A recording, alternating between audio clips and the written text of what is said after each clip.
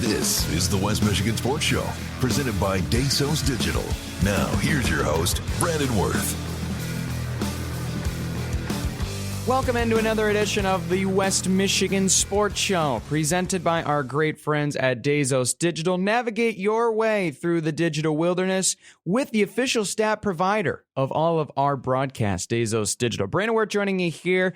It's a lovely December 7th Saturday morning as I'm recording this. A hectic afternoon ahead of us here in Big Rapids. We got some sports to report on, some great scores from around high school sports. We'll get to those in just a minute, as well as we'll finish up with another great topic at the end of the show, looking at some ways that you and your school can help with coverage of your local teams. And many of you are probably thinking, yeah, get somebody from the newspaper to do it all the time. Great idea. But how are there ways that you can help improve your media, maybe even if you don't have the ability and resources to outsource some of those things? I'll give you some tips from what I have learned throughout my journey through the sports media business and help you along the way with some tips and tricks. So stay around if you want to hear more about that topic, as well as the scores to report in just a moment. But before we move on, big thanks to our great supporters of this show, and those include but aren't limited to Johnson's Automotive, the Schuberg Insurance Agency, Quality Car and Truck Repair, Alter Care Big Rapids, Parasaddle Sales and Service of Big Rapids, Moda Mecosta Osceola Transit Authority, and the Mecosta Osceola Career Center. Thank you for your support of the West Michigan Sports Show. Let's look back at the local sports scoreboard. We will central all of our scores, literally and figuratively, on the Central State Activities Association Conference. We'll go all the way back to November 30th, the last day of deer season for those that were lucky enough, into today, Saturday, the 7th, in all of our great sports.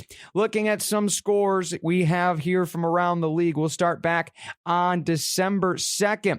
It was a hectic game in Harrison for the Warriors. It would unfortunately be a loss as Harrison, the Hornets, take down the Warriors in overtime, 47-43.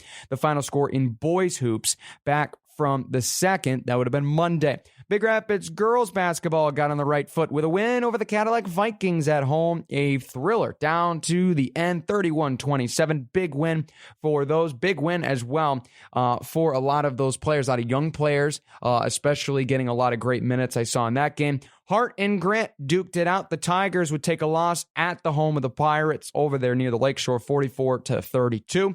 Lakeview starts off with a win in girls hoops, 52-32 win over the Tri-County Vikings. Montague best Newaygo in girls action to start their season. Wildcats beat the Lions 61-49. They're in the Battle of the Cats. Ravenna and White Cloud in a defensive slugfest. However, the Bulldogs had an answer for the Indians. They win 34-18. As well as in girls hoops, a narrow margin to finish out the game between Bullet Creek and Chip Hills there from Remus. Unfortunately, the Lancers, just with a last-second effort, able to win 29-27 and hold off the Warriors. December 3rd, we go. Boys hoops action. It was a close one in Big Rapids, at the home of the Cardinals. Grand Rapids West Michigan Aviation Academy with a big comeback in the fourth quarter, led by former Cardinal himself, Jameis Klein, but the Cardinals hold off the Aviators 58-55, your final. Tri-County and Greenville duked it out, and Tri-County just no answer for Greenville, 82-25, a huge road win for Greenville. They look like a pretty good team this year, just based on that scoreline alone. Obviously, we'll see as the season goes on. Newaygo and Lowell duked it out, and it'd be the Red Arrows over top of the Lions, 71-41, a road win there for Lowell in non-conference play. Greenville on the girls' side, also dominant win against Tri-County. They win 57-15. That one from Greenville on Tuesday. Ithaca and Central Montcalm, this was a dogfight on the girls' side, and it would be the Hornets on top of the Yellow Jackets, 45-41. Big win for the Hornets and Central Montcalm. Kent City at Cedar Springs. Correction, actually, read it backwards. Cedar Springs at Kent City. Win for the Redhawks regardless, 56-38 final score there on the girls' side. And as well, how about an overtime game to start the season? Molly Stanwood and Pine River. The regional rivalry goes to OT. And it's a win for the Mohawks at home, 57-52. What a great basketball that was on display in that game. And a defensive slugfest, a rematch from last year's postseason. Reed City and Ludington duke it out. But the Orioles hold off the Coyotes in close fashion, 25-21. December 4th on Wednesday, more basketball action for you.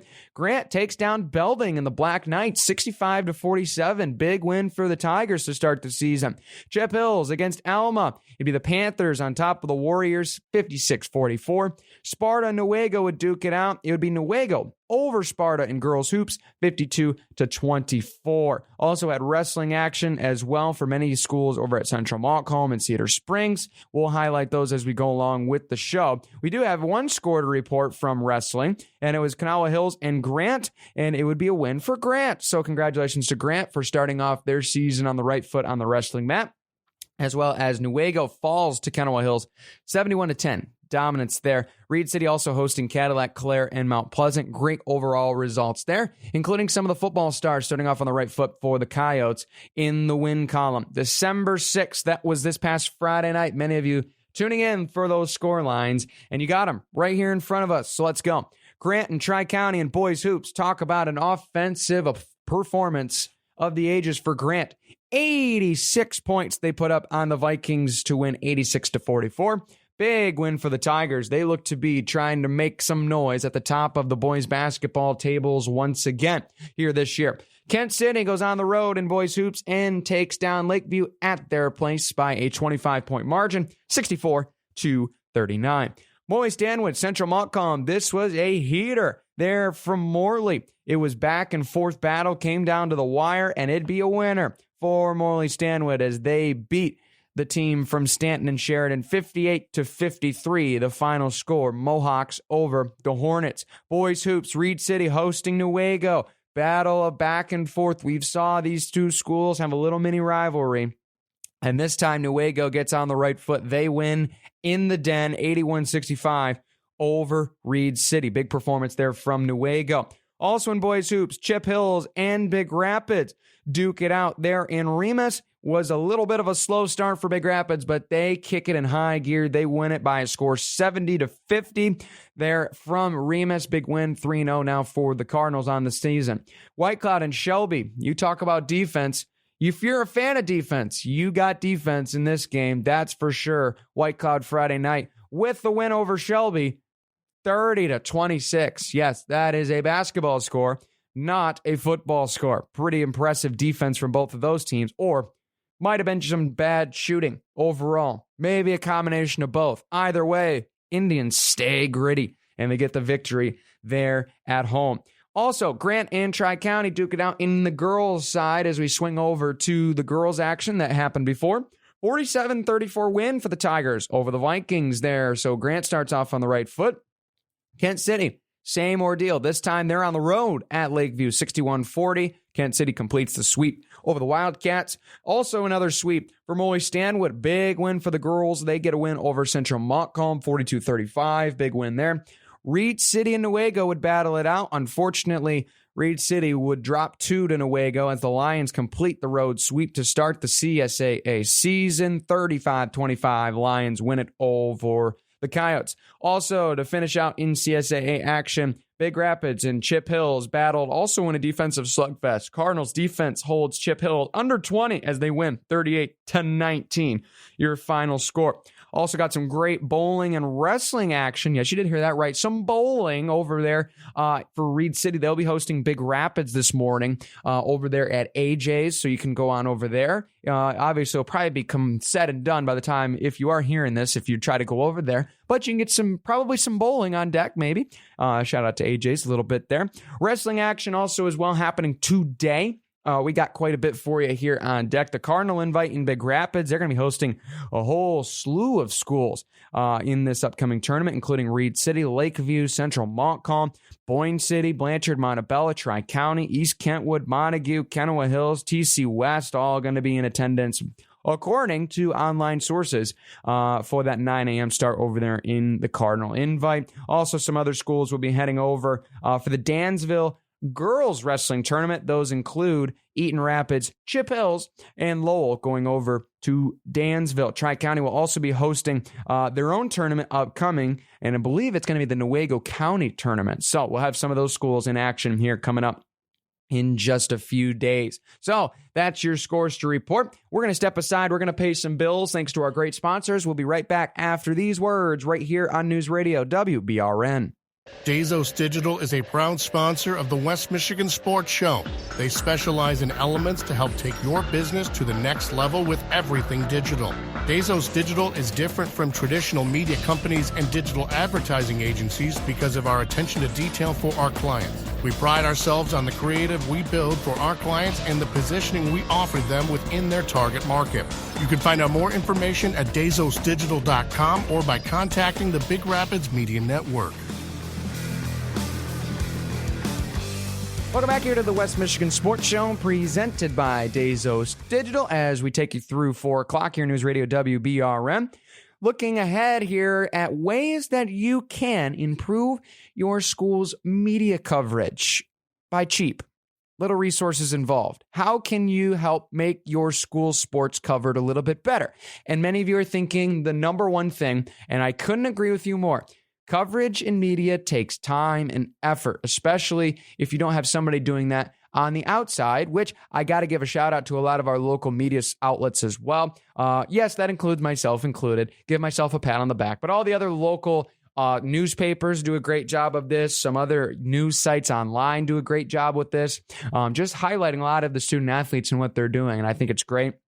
Obviously, we have the rundown here at our station. That'll be continuing. We were going to do it this week, but we decided to postpone it till next week. And there is reasoning behind it because we wanted to see these teams get a couple conference games in action. So that way we can get a better understanding of where teams are at just based on what personnel they have as well as what they're doing in conference play. So we can talk about the conference. It only makes sense, right? So you can't expect that next week. But how can you improve it? Because, right, the rundown, it's a simple operation, but it takes a lot of time, right, to perfect it. And obviously, a lot of elements with all. And let's be frank, a lot of schools don't have that opportunity or somebody that's willing and able to do some of those things, right? And obviously, if you don't have it, you don't want to spend time trying to make mediocre things, right? We totally understand that, myself included. As a perfectionist, I can tell you 100% that I want to make sure I do everything right, and that'll mean I'll take an extra hour or two just to make sure that it's all right, so that way that everything is going smoothly. But how can you improve your school's media coverage without the resources? Maybe you're in a dead market, as they would call it, a small market,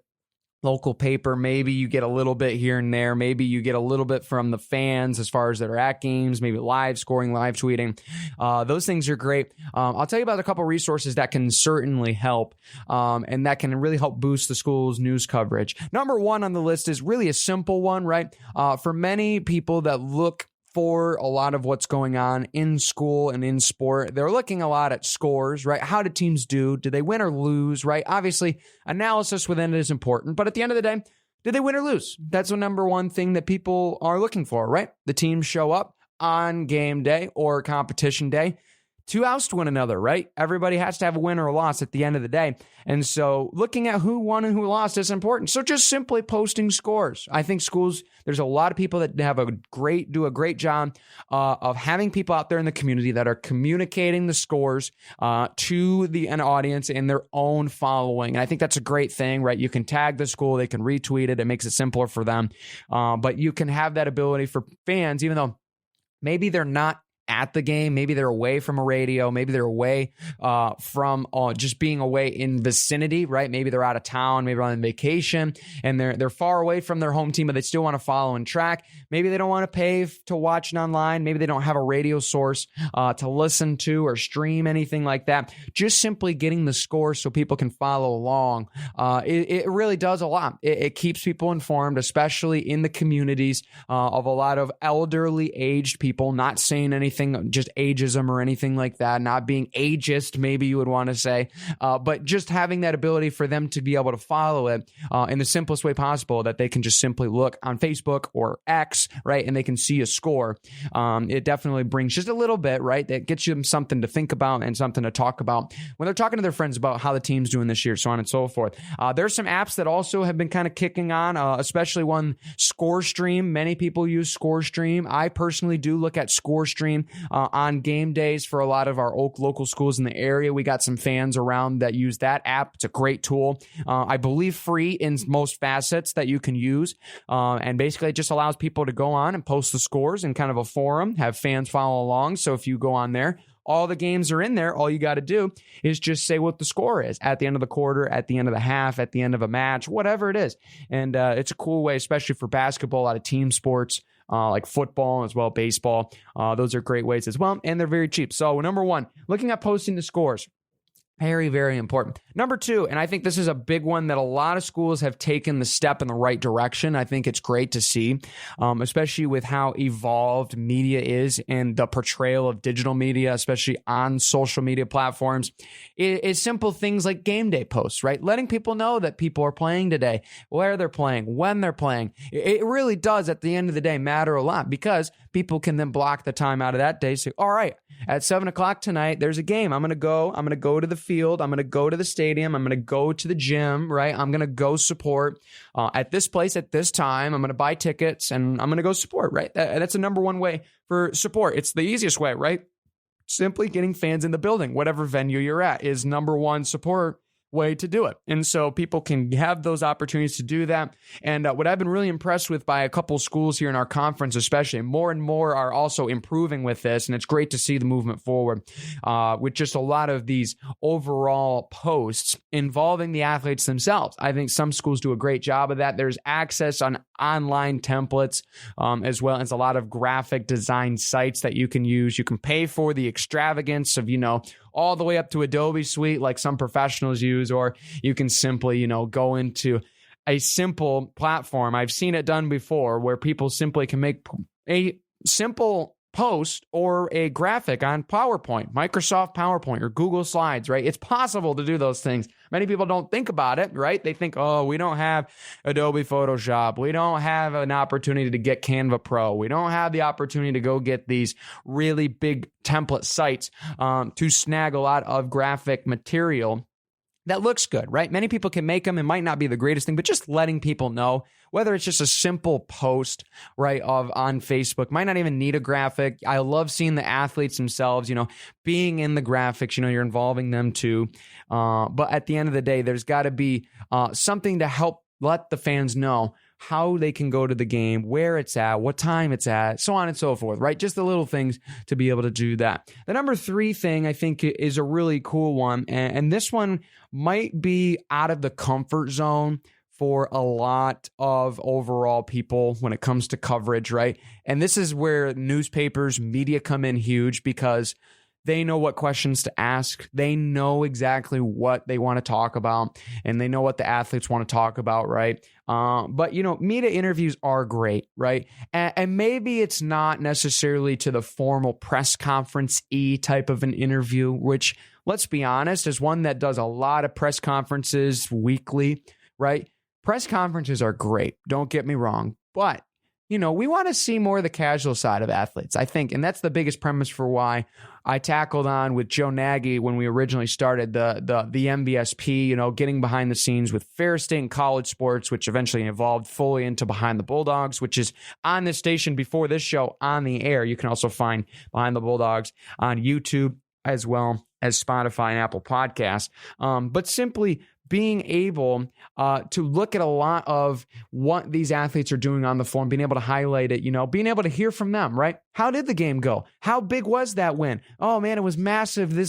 We were down and out this week. We had sicknesses. The fact that we were able to play, many people don't know about some of those things, right? Unless you're a parent, right, that talks to your son or daughter, right, that is going through practice and telling you those things. The community might not know, hey, this was a more massive win than you could ever imagine. Yeah, sure, we beat this team, but man, we almost weren't able to play, right? man, we haven't beat this team in 5-6 years, right? You want to hear that emotion. You want to hear those things. And so maybe even doing just quick casual interviews is something that can be very important. And so that's a really big deal when it comes down to it. So it's really great to overall have some of those things also involved. And I think it definitely just brings a whole new set of perspective when you get to hear from those athletes. So maybe not necessarily a full press conference, but maybe you just have somebody, just give thoughts on the game, right? Maybe it's just in a quick, 30-second video or something like that. Those are little simple ways that you can do it. And so obviously you don't have to be professional, right? But you don't want to sound professional if you're not professional, right? It can be casual. It can be casual, right? Many people like more casual overall, right? Myself included. So it doesn't have to be professional, doesn't have to be a whole shindig, right?